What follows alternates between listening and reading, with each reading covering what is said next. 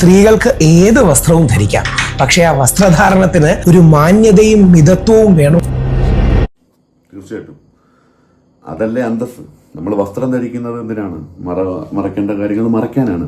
ഇല്ലാന്നുണ്ടെങ്കിൽ നമുക്ക് ഷർട്ട് വഴി സംസാരിക്കും. ഇന്ന് എന്താണ് നമുക്ക് ഷർട്ട് വഴി സംസാരിച്ചു? നിങ്ങൾക്ക് വേണ്ടി ഞാൻ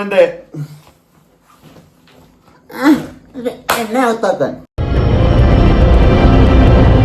നിങ്ങളുടെ ചാനലിന്റെ കമന്റ് അടക്കം എല്ലാ മാധ്യമങ്ങളുടെയും കമന്റിലടക്കം നിങ്ങൾ നോക്കിയാൽ 99% ആൾക്കാരും രാഹുൽ ഈശ്വറിനെയാണ് പിന്തുണയ്ക്കുന്നത്, ഹണി റോസിനെ അല്ല.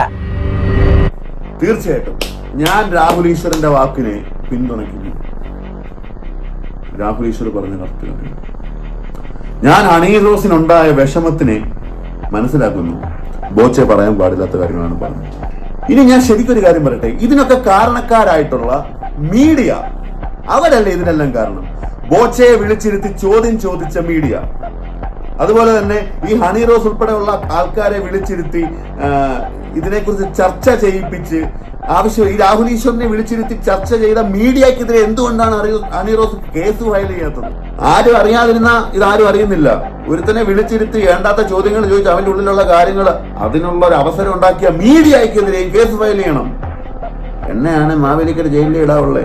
TV കണ്ട് ഞാൻ അവിടെ കാണും കിടന്നോളൂ. നമ്മുടെ ജയിലിൽ